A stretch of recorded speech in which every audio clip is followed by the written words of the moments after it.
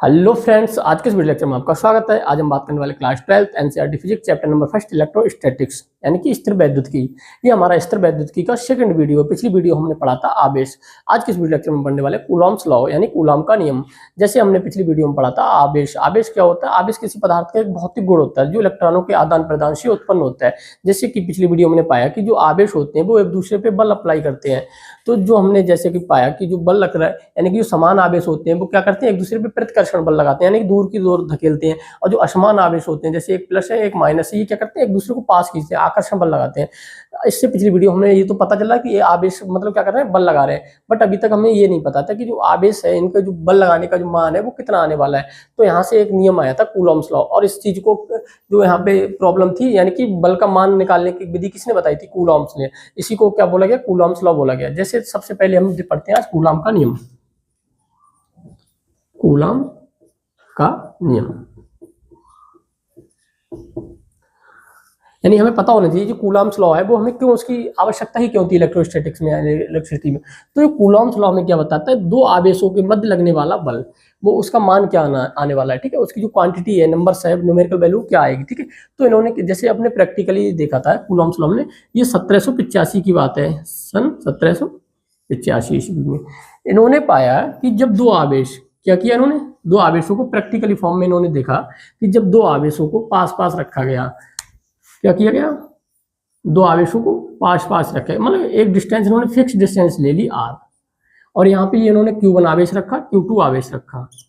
तो जैसे जैसे इन्होंने आवेशों के बलों को आवेशों के मान को बढ़ाते गए, आवेशों के मान को बढ़ाते गए, वैसे वैसे क्या हुआ, इनके बीच में जो फोर्स लग रहा था, फोर्स का मान भी बढ़ता चला गया, ठीक है। तो इनमें जो फोर्स का मान बढ़ रहा था तो दोनों आवेशों के गुणनफल के समानुपाती होता है। अच्छा, समानुपाती का मतलब समझते हैं। समानुपाती क्या होता है? एक शब्द होता है समानुपाती, एक होता है व्युत्क्रमानुपाती। जैसे जैसे हम आवेश का मान बढ़ाएं वैसे वैसे हमारे फोर्स का मान बढ़े, तो दोनों चीजें एक साथ बढ़ रही हैं, तो इसे बोलते हैं समानुपाती का नियम। अब जैसे हम यहाँ पे एक दूसरा टर्म आता है दूरी, यानी बीच की दूरी। जैसे जैसे हम बीच की दूरी बढ़ा रहे थे, ठीक है, तो फोर्स का मान क्या हो रहा था, कम हो रहा था। जब एक चीज बढ़ाने पे दूसरी चीज कम होती है उसे बोलते हैं व्युत्क्रमानुपाती। तो सबसे पहला इनका जो लॉ आया था वो क्या था, दो बिंदु आवेशों के, यहाँ पे जो दो बिंदु आवेशों के मध्य, दो बिंदु आवेशों के मध्य कौन सा बल लग रहा है, लगने वाला वैद्युत बल, लगने वाला वैद्युत बल, वैद्युत बल दोनों आवेशों के, दोनों आवेशों के गुणनफल के समानुपाती होता है। समानुपाती होता है। समानुपाती मतलब होता है जैसे जैसे हम आवेश का मान बढ़ाते जाएंगे, तो यहाँ पे हम मैथमेटिकली इसको कैसे लिखते हैं, मतलब इलेक्ट्रोस्टैटिक फोर्स यानी इन दोनों के मध्य लगने वाला बल किसके समानुपाती होता है, Q1 गुणा Q2, यानी कि दो आवेशों के मध्य लगने वाला वैद्युत बल, यानी दो आवेश हैं इनके मध्य लगने वाला वैद्युत बल दोनों आवेशों के और इनके गुणनफल, ये गुणनफल हो गया, ये समानुपाती होता है। तो ये हमारा फर्स्ट कंडीशन हो जाती है यहाँ पे। अब यहाँ पे इन्होंने पाया सेकंड कंडीशन क्या थी, जैसे जैसे ये दूरी को मतलब क्या कर रहे थे, अलग अलग कर रहे थे, दूरी को कम कर रहे थे या ज्यादा कर रहे थे, तो फोर्स का मान भी कम या ज्यादा हो रहा था। तो सेकंड में इसमें उन्होंने क्या बोला था, यह बल, ठीक है, यह बल दोनों आवेशों के बीच की दूरी, यानी दोनों आवेशों के बीच की दूरी, दोनों आवेशों के बीच की दूरी के वर्ग, बीच की दूरी का क्या करना है, हमें वर्ग करना है, यानी कि स्क्वायर करना है, के वर्ग के व्युत्क्रमानुपाती होता है। व्युत्क्रमानुपाती मतलब होता है कम हो रहा था, ठीक है, व्युत्क्रमानुपाती होता है। तो F व्युत्क्रमानुपाती 1/r²। अब यहां से जो दोनों हमारी इक्वेशंस हैं, ये इन इक्वेशंस को क्या करना है, एक करके लिखना है, ठीक है। F समानुपाती किसके था, Q1 Q2 के, और व्युत्क्रमानुपाती किसके था, r² के, ठीक है। अब यहाँ पे ये समानुपाती का चिन्ह हट के एक आ जाएगा, कांस्टेंट आ जाएगा, और इस कांस्टेंट का मान हमारा क्या रहने वाला है, F बराबर 1/4πε0 Q1 Q2/r। ये हमारा क्या आ गया, एक कूलॉम्स लॉ आ गया, ठीक है। तो यहाँ पे 1/4πε0 क्या है, 1/4πε0 बराबर एक नियतांक है, एक कांस्टेंट है, नियतांक, ठीक है। जिसका यहाँ पे मान देखते हैं 1/4πε0 बराबर 9 गुणा 10⁻9। अच्छा, इसका मात्रक भी होगा, मात्रक होगा न्यूटन मीटर स्क्वायर पर कूलम स्क्वायर, इसका जो मान होता है, ठीक है। अच्छा, यहाँ पे एक चीज निकल के आती है, यहाँ पे जो दोनों आवेश रखे हुए हैं वो एक फिक्स, मतलब कैसे रखे हुए हैं, निर्वात में रखे हुए हैं, वैक्यूम में रखे हुए हैं। तो यहाँ पे एक फिक्स, मतलब ये जनरल इक्वेशन हो जाती है, ठीक है, एक सामान्य फार्मूला हो जाता है। लेकिन अभी इनको उठा के हम किसी माध्यम में रख दें, यानी कि पानी के अंदर रख दें, किसी ऑयल के अंदर रख दें, कार्बनिक पदार्थों के मध्य रख दें, या इनके बीच कोई हम डाइलेक्ट्रिक पदार्थ लेके आ जाए, तो इनके फोर्स का मान होता है वो कम हो जाता है, ठीक है। सबसे ज्यादा जो फोर्स का मान आता है वो कहाँ पे आता है, निर्वात के लिए आता है, ठीक है। तो यहाँ पे आप समझते हैं। अब यहाँ पे जो इलेक्ट्रोस्टैटिक फोर्स है वो कितने प्रकार की हो सकती है, 2 प्रकार की हो सकती है। मतलब जब सब दोनों एक जैसे आवेश है तो यानी प्रतिकर्षण बल, और ये अलग अलग हो, असमान आवेश है तो आकर्षण बल। तो इसका जो मात्रक होता है फोर्स का होता है न्यूटन। अब यहाँ पे एक शब्द आपको दिख रहा होगा एप्सिलॉन नॉट। क्या? Epsilon not. इसको हम क्या बोलते हैं, ये हमारी निर्वात की विद्युतशीलता होती है, निर्वात की विद्युतशीलता।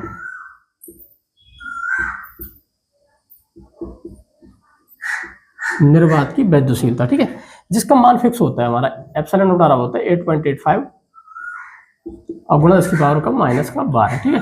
और जिसका मात्रक होता है इसका ऑपोजिट होता है, क्योंकि ऊपर जाता है, इसका मान निकाल भी सकते हो 4πε0 से, तो जब निकालोगे सॉल्व करो तो ये आ जाता है आपका।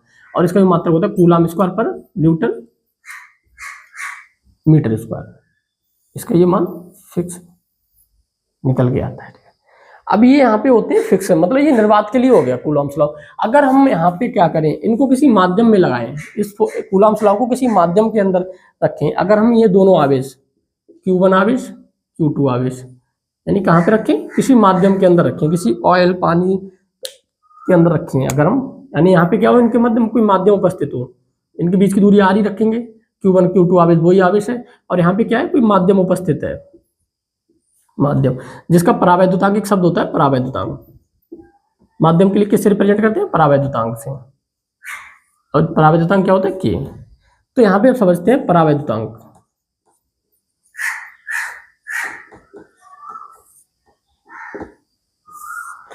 तो देखो यहाँ पे पढ़ने को मिलेगा परावैद्युतांक एक्चुअल में होता क्या है।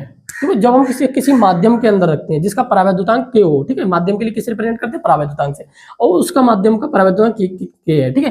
तो निर्वात में रखे आवेशों के मध्य लगने वाला बल, ठीक है, तो जो निर्वात के मध्य आवेशों के मध्य जो बल लग रहा है, ठीक है, और उसके लिए हम के से डिवाइड करते हैं, तो हमारा जो फोर्स निकल के आती है वो माध्यम के लिए फोर्स आ जाती है, ठीक है।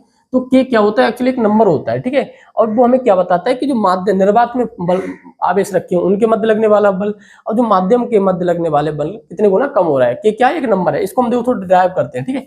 अब यहाँ से हम उठाएंगे एफ बराबर क्या है, एफ नॉट बराबर यहाँ मानते हैं निर्वात के लिए तो 1/4πε0 Q1 Q2/r²। जब इनको माध्यम में रखेंगे तो मीडियम के लिए क्या आ जाता है, यहाँ पे फोर्स हो जाती है कम, और वो जब किस पे डिपेंड करती है, 1/4π के Q1 Q2/r²। अब इन दोनों को डिवाइड करेंगे, दोनों इक्वेशन को डिवाइड करेंगे तो 1/4π Q1 से Q1 ये कट जाएगा, तो यहाँ पे हमारा क्या बच रहा है, F0/Fm बराबर, और ये देखो यहाँ पे लास्ट में बिल्कुल, तो ये सबसे ऊपर चला जाएगा के। तो यहाँ पे हम लिख सकते हैं परावैद्युतांक को डिफाइन हम कैसे कर सकते हैं, निर्वात में लगने वाला वैद्युत बल, किसमें, निर्वात में लगने वाला वैद्युत बल तथा माध्यम में लगने वाले वैद्युत बल का अनुपात हमारा क्या कहलाता है, परावैद्युतांक के कहलाता है, ठीक है। तो यहाँ पे हम लिखेंगे परावैद्युतांक के लिए डिफाइन कैसे करेंगे, निर्वात में लगने वाला वैद्युत बल, लगने वाला वैद्युत बल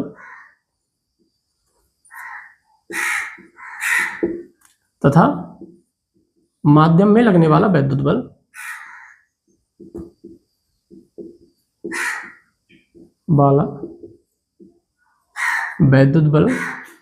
का दो। अब ये क्या है, ये इनका अनुपात है, ठीक है, बटे क्या बोलते हैं, अनुपात बोलते हैं, ठीक है, वैद्युत बल का अनुपात।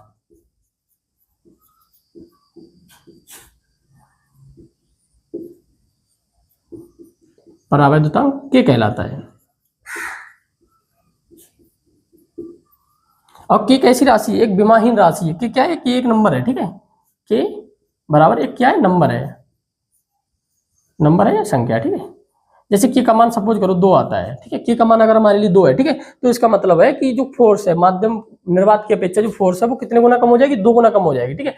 सपोज करो अगर इनके मध्य हमारी 100 न्यूटन की फोर्स आ रही है, ठीक है, अगर हमारा के का मान हमने उसको ऐसे माध्यम में रखा, परावैद्युतांक माध्यम में रखा, जिसका मान क्या था 2 था, तो उस माध्यम में जो फोर्स की मान कितना आएगा 100/2 यानी 50 न्यूटन आएगा। ठीक है।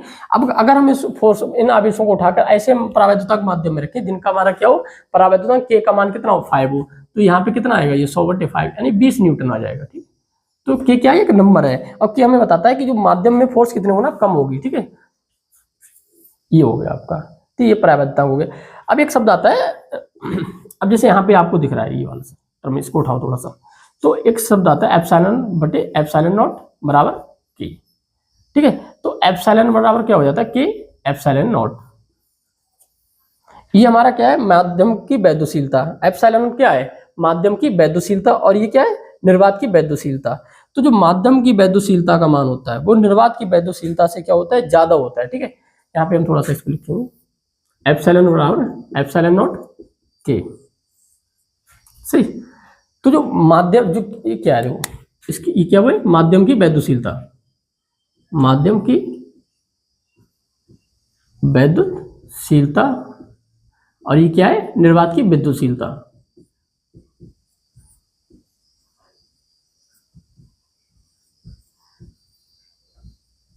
और ये क्या है, परावैद्युतांक, डाइलेक्ट्रिक परावैद्युतांक के। ठीक है, तो इनके बीच में एक संबंध आ जाता है। ठीक है, इसे हम क्या बोलते हैं, रिलेटिव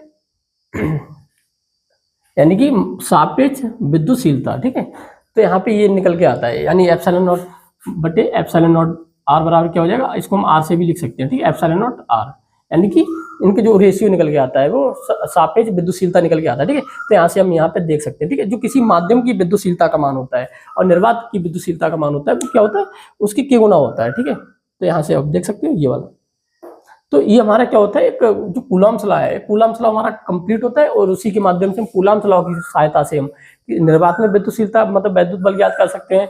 परावैद्युतांक माध्यम, उसको किसी माध्यम में रखा गया है और उसके का मान दे रखे हैं, तब भी हम क्या कर सकते हैं, फोर्स ज्ञात कर सकते हैं। तो यहाँ पे अगर जैसी माध्यम आएगा तो यहाँ पे क्या होता है, एफ बराबर हो जाता है आपका 1/4 एप्सिलॉन नॉट के Q1 Q2/r²। यहाँ पे बटे में क्या आ जाता है, के आ जाता है, और निर्वात के लिए के का मान कितना होता है, 1 होता है, के बराबर 1 और निर्वात वैक्यूम।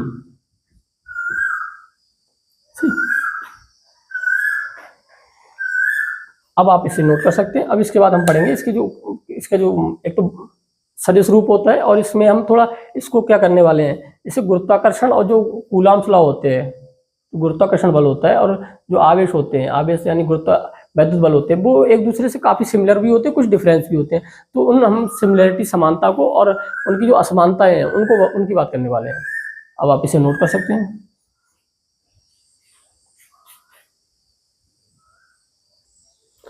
अब हम गुरुत्वाकर्षण बल और वैद्युत बल के मध्य एक तुलना करेंगे। यहाँ से कंपटीशन मतलब सॉरी यूपी बोर्ड में यानी कि बोर्ड परीक्षाओं में यहाँ से क्वेश्चन बन जाता है कि दोनों बलों के मध्य तुलना कीजिए। ठीक है, तो जैसे कि हमें पता है कि जो वैद्युत बल होता है, ठीक है, वो कैसे हो सकता है, आकर्षण हो सकता है, प्रतिकर्षण हो सकता है। तो यहाँ पे हम सबसे पहले लिखेंगे वैद्युत बल कितने प्रकार का होता है, 2 प्रकार का होता है। कैसा कैसा होता है, या तो आकर्षण बल हो सकता है या फिर प्रतिकर्षण। आकर्षण बल हो सकता है या प्रतिकर्षण नेचर का हो सकता है। और जो गुरुत्वाकर्षण बल होता है वो हमेशा कैसा होता है, आकर्षण बल होता है। ठीक है, इससे हमें एक चीज निकल के आती है, जो आवेश होते हैं, यानी कि वैद्युत बल 2 प्रकार का हो रहा है, तो आवेश कितने प्रकार के हो सकते हैं, तो यहाँ से पता चलता है सेकंड, आवेश 2 प्रकार के होते हैं। कितने प्रकार के होते हैं, आवेश 2 प्रकार के होते हैं।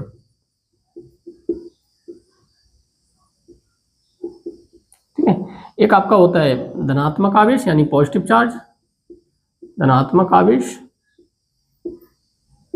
सेकंड आपका होता है ऋणात्मक आवेश।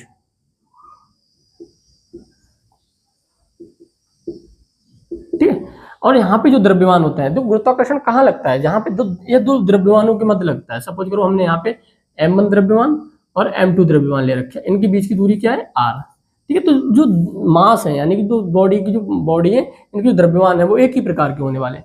और यहाँ पे जो हमने ले रखे है Q1, एक आवेश Q1 है और यहाँ पे एक Q आवेश 2 है, तो इनके मध्य भी हमने कितनी दूरी ले रखी है, r दूरी ले रखी है। ठीक है, तो यहाँ पे ये 2 प्रकार का हो सकता है। अगर ये दोनों सेम चार्ज है, कैसे चार्ज है, सेम चार्ज है, तो ये हमारा जो बल होगा प्रतिकर्षण बल होगा। अगर ये एक प्लस है एक माइनस है तो कैसा होगा, आकर्षण बल। तो यहाँ पे जो गुरुत्वाकर्षण बल होता है वो हमेशा आकर्षण बल होता है, ठीक है। तो ये आपको समझ में आ रहा है, ठीक है। यहाँ पे हम सेकंड, फर्स्ट हो गया ये हमारा आकर्षण होगा इसमें, और सेकंड होता है मास, यानी द्रव्यमान एक प्रकार के होते हैं, एक ही प्रकार के होते हैं, ठीक है। अच्छा, अब एक चीज निकल के आती है, जो गुरुत्वाकर्षण बल का मान माध्यम पे निर्भर नहीं करता है, चाहे आप वैक्यूम में रखो चाहे आप कहीं भी, आप माध्यम में निर्भर नहीं करता है, ठीक है। तो यहाँ पे हम लिख सकते हैं गुरुत्वाकर्षण बल माध्यम पर निर्भर नहीं करता है, निर्भर नहीं करता है, सही। और जो वैद्युत बल है वो किस पे निर्भर करता है, माध्यम पे निर्भर करता है। ये वैद्युत बल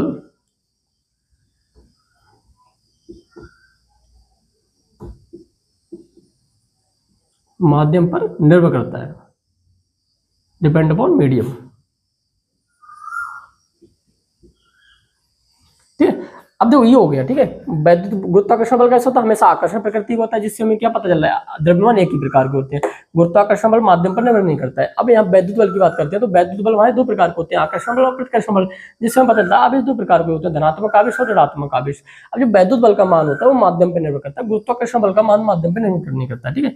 अब एक यहाँ पे बहुत ही इंपॉर्टेंट पॉइंट आता है, ठीक है, जो अब किसका मान ज्यादा आएगा, ठीक है। अगर हम सपोज करो, एक हमने मान लो इलेक्ट्रॉन ले रखे हैं, मान लो हमने दो प्रोटॉन ले रखे हैं, पहले प्रोटॉन ले लो, तो दो प्रोटॉन है। अब इन दोनों प्रोटॉनों के बीच हमने दूरी रख ली 1 मीटर, कितनी है, फिक्स दूरी रख ली 1 मीटर, ठीक है। तो जो प्रोटॉन पे आवेश होता है वो कितना होता है, 1.6 और गुणा 10⁻⁻⁹, और यहाँ पे जो 1.6 गुणा 10⁻⁻⁹, यानी 1 मीटर की दूरी पे इसको हमने कंपेयर किया, ठीक है। अब इन जो प्रोटॉन का द्रव्यमान होता है, तो द्रव्य F बराबर गुरुत्वाकर्षण बल का फार्मूला होता है G m1m2/r², और यहाँ पे जो फोर्स का वैद्युत बल का फार्मूला होता है 1/4πε0 Q1 Q2/r²। तो इन दोनों में जो कंपेयर किया गया था G और E, तो इसमें जो वैद्युत बल का मान था बहुत ही ज्यादा आ रहा था, ठीक है। तो ये 10⁻36 गुना ज्यादा था, कितना, 10⁻36 गुना था, किसकी अपेक्षा, गुरुत्वाकर्षण बल की अपेक्षा गुना अधिक होता है, ठीक है। अब जब हम इलेक्ट्रॉनों की बात करते हैं, तो इलेक्ट्रॉनों की अपेक्षा जो 10⁻43 गुना अधिक होता है, कितना, 10⁻43 गुना अधिक होता है, ठीक है। तो देखो यहाँ पे अब हम एक बार फिर से समझते हैं, ठीक है। जो गुरुत्वाकर्षण बल होता है वो हमेशा आकर्षण प्रकृति का होता है, अट्रैक्टिव फोर्स होती है, ठीक है। और जो वैद्युत बल होता है अट्रैक्टिव यानी रिपल्सिव, यानी आकर्षण बल हो सकता है, प्रतिकर्षण बल हो सकता है। तो द्रव्यमान इससे पता चलता है एक प्रकार के होते हैं और आवेश दो प्रकार के होते हैं। गुरुत्वाकर्षण बल माध्यम पर निर्भर नहीं करता है, और जो वैद्युत बल का मान होता है माध्यम पर निर्भर करता है, ठीक है।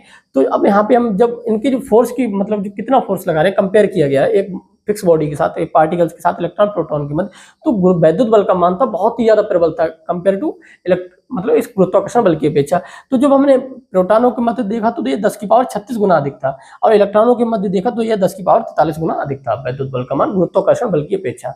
तो यहाँ पे कुछ हमारे 2 से 4 यहाँ पे जो इसके डिफरेंस होते हैं वो मतलब निकल के आते हैं, इसे आप नोट कर सकते हैं।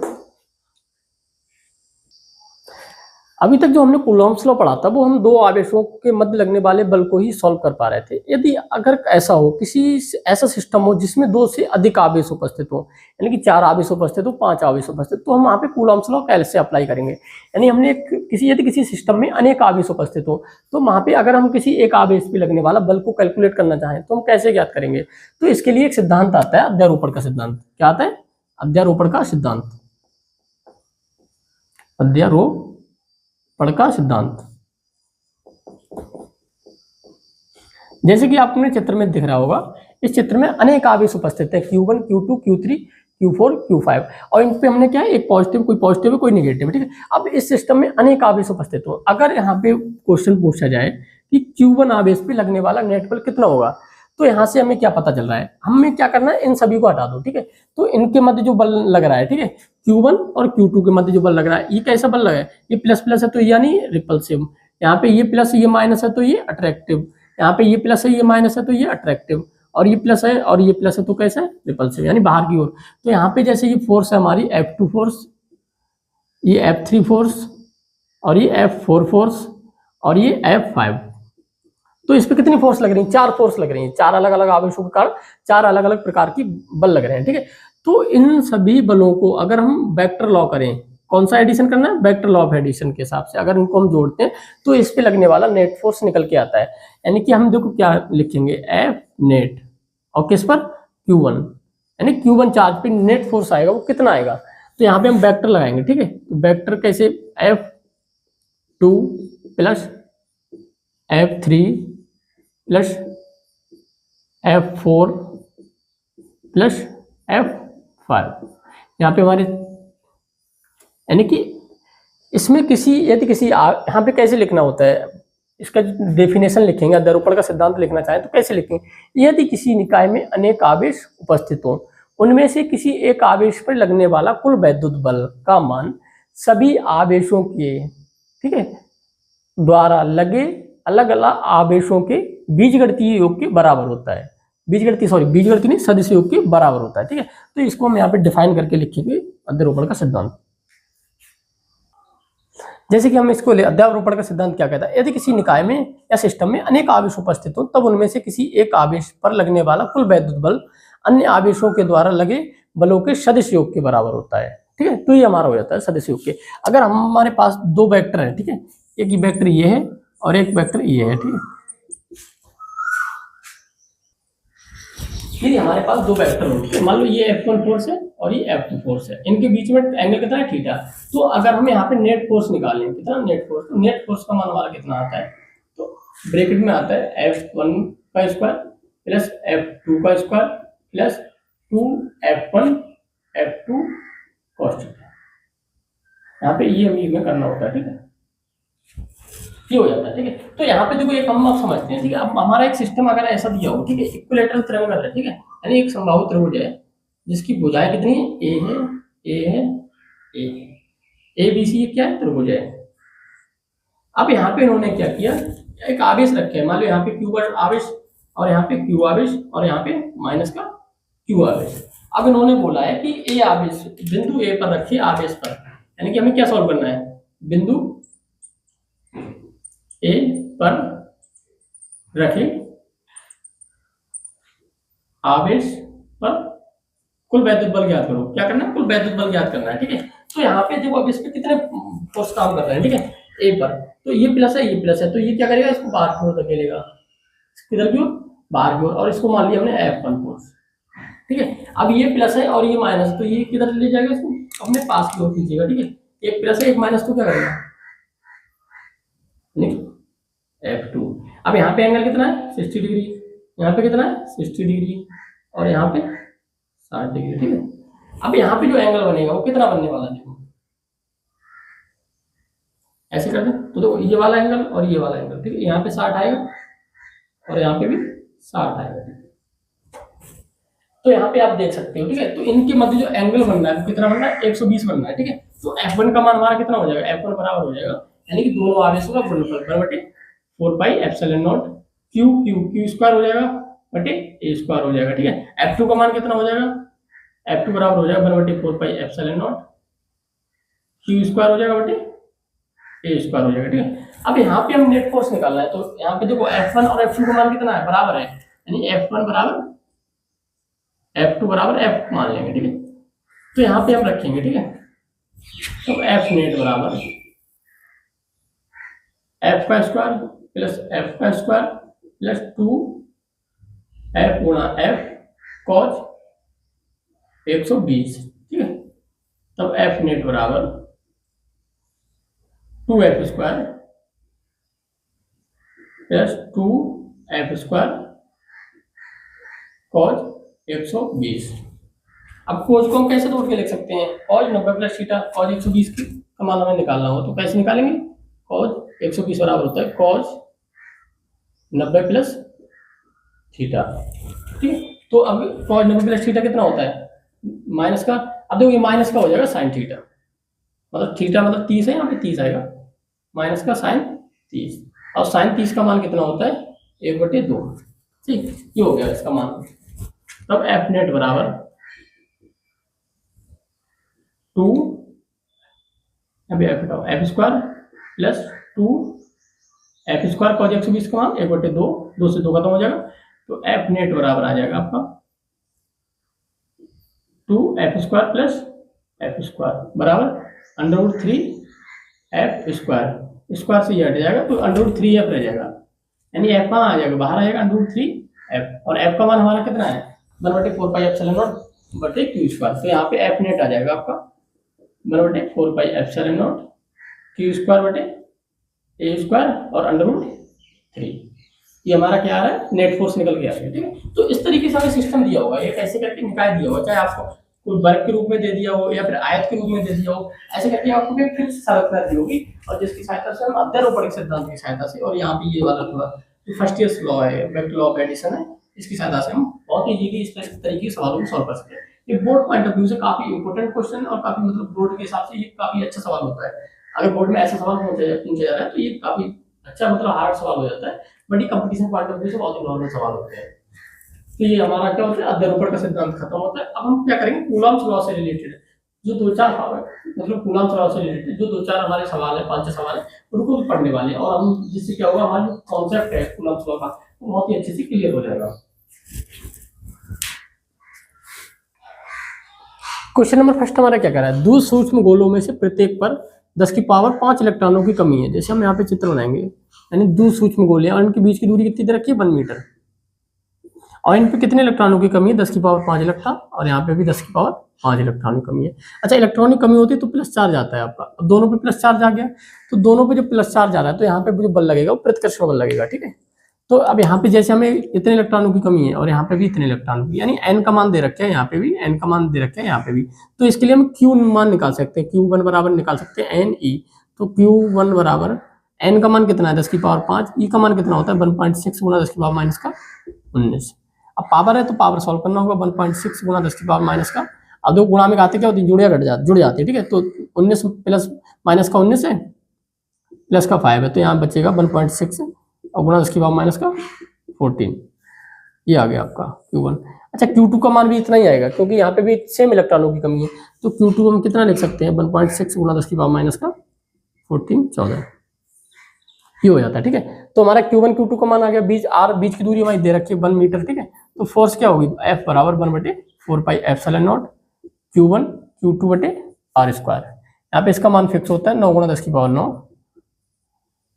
Q1 का मान कितना है 1.6 गुणा 10 की पावर माइनस का 14, और सेकंड Q1 का मान कितना 1.6 गुणा 10 की पावर माइनस का 14, और R स्क्वायर का मान कितना है 1 का स्क्वायर। ठीक है, तो 1 का स्क्वायर बनी रहेगा और 1 से भाग देंगे किसी का तो सेम रहेगा। ठीक है, तो 9 1.6 गुणा 1.6, और पावर को एक साइड लिखेंगे 10 की पावर माइनस का 14, 10 की गुणा 10 की पावर माइनस 14 और गुणा 10 की पावर 9।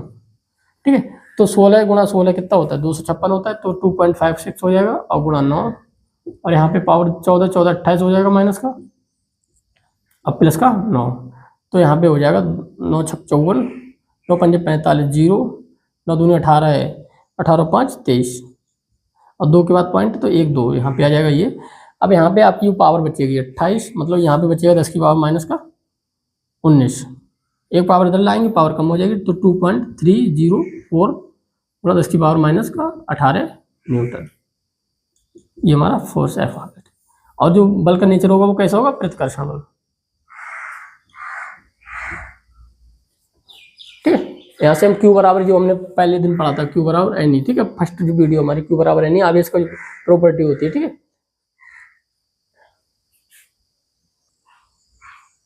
सेकंड क्वेश्चन हमारा क्या कर रहे थे, वो यहाँ पे दो सूक्ष्म गोलियां दे रखी है। ठीक है, पहले पे जो आवेश का मान है 10 की पावर 80/3 गुणा 10 की पावर माइनस 19 कूलाम, सेकंड जो कूलाम है वो आवेश है वो 160/3 गुणा 10 की पावर माइनस 19 कूलाम। ठीक है, अब इनके जो बीच की दूरी है 0.1 मीटर के बीच की दूरी पे रखे हुए हैं, तो इनमें दो चीजें पूछी हुई है, दोनों के मध्य लगने वाला बल ज्ञात करो। अगर दोनों आवेशों को हमने क्या करना है, टच कराया, आपस में टच कराया और सेम डिस्टेंस पर रख दिया, फिर उनके मध्य में बल ज्ञात करना है। ठीक है, तो दो कंडीशन हो जाती है। सेकंड क्वेश्चन, सेकंड जो पार्ट है बहुत इंपॉर्टेंट है और इस पर एक अलग कॉन्सेप्ट लगता है। ठीक है, तो यहाँ पे देखो सबसे पहले तो हम फर्स्ट क्वेश्चन के लिए सॉल्व करते हैं, यानी दोनों के मध्य लगने वाला बल ज्ञात करना है। ठीक है, तो यहाँ पे हम पता है Q1 का मान दे रखे, Q2 का मान दे रखे, बीच की दूरी बहुत तेजी की, तो यहाँ पे डायरेक्ट कराएंगे कूलम्स लॉ 1/4πε0 Q1 Q2 बटे आर स्क्वायर। Q1 का मान कितना है, अब देखो यहाँ पे मान लगाओ सीधा सीधा 9 गुणा 10 की पावर 9 1/4πε0 का मान हो गया। Q1 का मान कितना है 80/3 गुणा 10 की पावर माइनस का 9 160/3 और गुणा 10 की पावर माइनस का 9 बटे 0.1 का स्क्वायर, यानी 0.1 को हम दो बार लिखेंगे 0.1 गुणा 0.1, ठीक है। तो यहाँ पे देखो 3 3 9, 9 से 9 खत्म हो जाएगा। अब यहाँ पे बचता है आपका 80 गुणा 160, अब पावर देखो 10 की पावर 9 गुणा 10 की पावर माइनस का 9 और गुणा 10 की पावर माइनस 9, और यहाँ पे हम इसको पॉइंट में लिख लेंगे तोड़ के, तो ये हो जाएगा 10 की पावर माइनस का 2, ये ऊपर जाएगा प्लस का हो जाएगा, ठीक है। तो ये हो जाएगा 0 8 डबल 0 हो जाएगा 8 6 48, 8 एकम 8 और 4 12 128 हो गया। और गुणा 10 की पावर ई खत्म हो जाएगा, और यहाँ पे ये 10 की पावर माइनस का 9 है, और ये ऊपर जाके कैसा हो जाएगा 10 की पावर माइनस प्लस का 2 हो जाएगा, ठीक है। तो यहाँ पे 128 डबल 0 और 10 की पावर माइनस का 7, सही है। 10 की पावर माइनस 7 हो गया। तो यहाँ पे हम 1 2 3 4 इधर आएंगे तो 1.28, पावर कितनी कम हो जाएगी 4 कम हो जाएगी, ठीक है।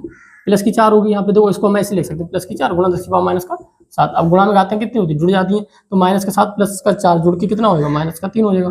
तो 1.28 गुणा 10 की पावर माइनस का 3 न्यूटन। ये हमारा फर्स्ट क्वेश्चन कंप्लीट होता है, ठीक है। ये इजीली था। अब जब इसको हम सॉल्व करेंगे सेकंड पार्ट, तो इसमें एक अलग ही कॉन्सेप्ट लगने वाला है, इसको आप ध्यान से ये आप नोट कर सकते हैं।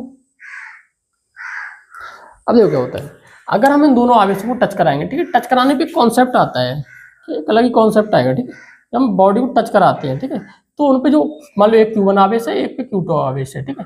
अगर हम इनको टच कराएंगे, ठीक है, तो इन पे जो आवेश होगा वो समान आवेश हो जाता है। तो Q1 प्लस Q2 यानी कि दोनों को जोड़ के क्या करना होता है आधा करना होता है, बराबर आवेश हो जाएगा, और जो बराबर होगा वो क्या होगा दोनों को जोड़ के आधा करना होता है, सही है। तो अगर हम यहाँ पे टच करेंगे, ठीक है, इन दोनों को टच कराया, ठीक है, तो यहाँ पे Q1 और Q2 कितना होना है बराबर होना है। Q1 बराबर क्या हो जाएगा Q2 हो जाएगा, और उसका मान कितना हो जाएगा, इन दोनों को जोड़ो और उसका आधा करो, ठीक है। तो 80/80 गुणा 10 की पावर माइनस का 9 प्लस 160 गुणा 10 की पावर माइनस का 9 बटे 3 और बटे 2, सही। अब इसके हर समान है तो जुड़ जाएंगे, पावर भी समान है, सॉरी 9 है, ठीक है यहाँ पे। तो 80 सॉरी और 160 कितना हो गया 240 हो गया आपका, 240 गुणा 10 की पावर माइनस का 9 और 3 दूनी 2 बटे में 3 आया, 3 दूनी 6, 6 चौक 24, तो 40 गुणा 10 की पावर माइनस का 9 आ जाएगा। Q1 Q2 का मान कितना आएगा यहाँ पे, Q1 बराबर Q2 बराबर 40 गुणा 10 की पावर माइनस का 9। अब यहाँ पे हमारा सवाल बन जाता है ये वाला, ठीक है, ये सेकंड पार्ट है ना, तो यहाँ पे सीधा लगा दो F बराबर 1/4πε0 Q1 Q2 बटे आर स्क्वायर। तो ये हो जाएगा 9 गुणा 10 की पावर 9, Q1 का मान कितना है 40 गुणा 10 की पावर माइनस का 9, फिर 40 गुणा 10 की पावर माइनस का 9